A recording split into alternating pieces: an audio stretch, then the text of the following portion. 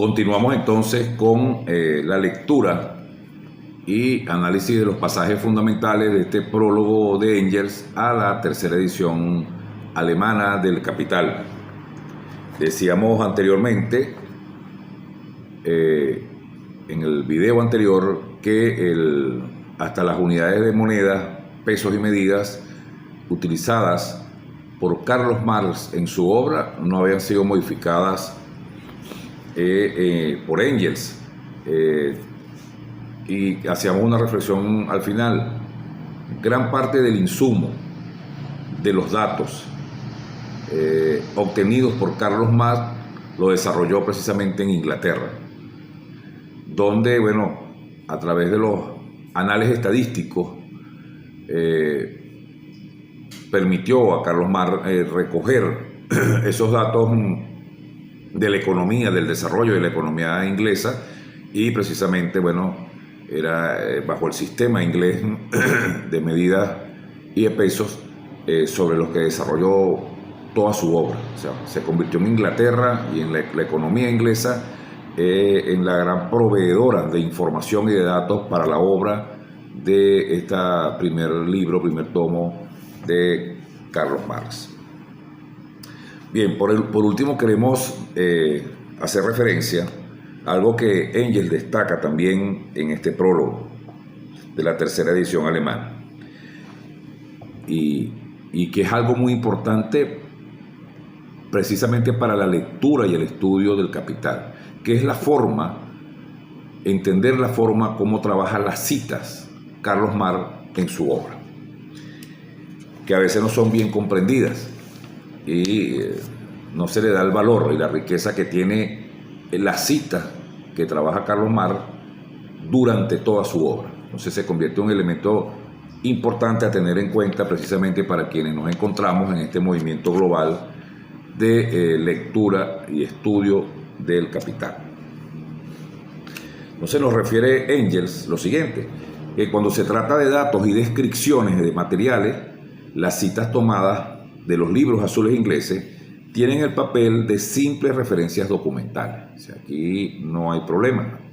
Aquí, ¿verdad?, solamente refiere las fuentes de información que, como decíamos, como dice Federico Engels, se refieren fundamentalmente a los libros azules ingleses.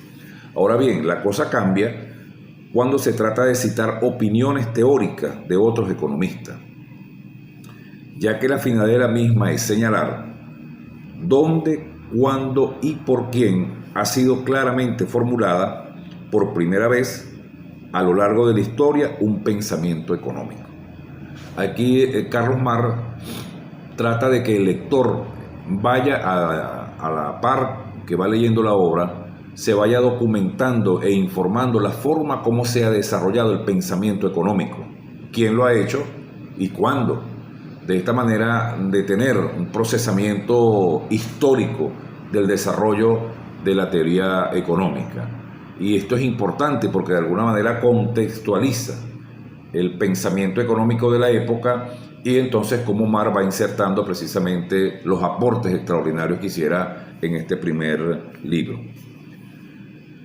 Continúa Engels diciendo que para este tipo de citas basta que la idea económica de la que se trata, a la que se hace referencia, tenga alguna importancia para la historia de la ciencia, con que sea una expresión teórica más o menos adecuada a la situación económica de su tiempo. Es decir, cualquier aporte, independientemente de lo que allí se planteaba, era tomado en cuenta por Carlos Marx. Si esta representaba más o menos una narración, una descripción de la forma como se encontraba el desarrollo económico, en ese entonces. No interesaba en lo más mínimo que esta idea económica tenga valor absoluto o relativo para el punto de vista del autor, o se haya incorporado definitivamente a la historia.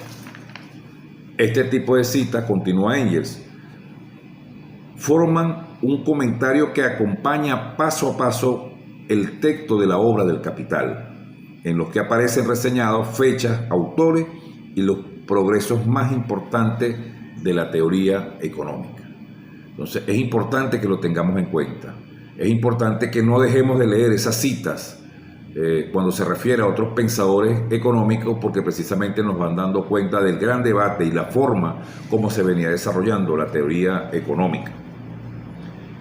Y ya para cerrar esta parte del prólogo, leemos textualmente lo siguiente, refiriéndose al tema de las citas que elaboraba Carlos Marx.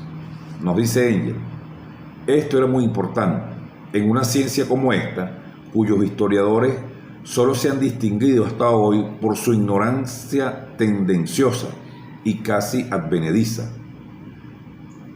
El lector encontrará también lógico que Carlos Marx, obrando en consonancia con su pofacio de la segunda edición, solo en casos muy raros se dedica a citar los economistas alemanes.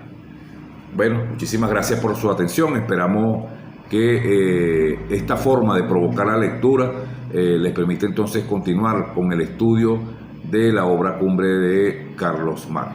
Nos vemos entonces en una próxima sesión de trabajo. Muchísimas gracias.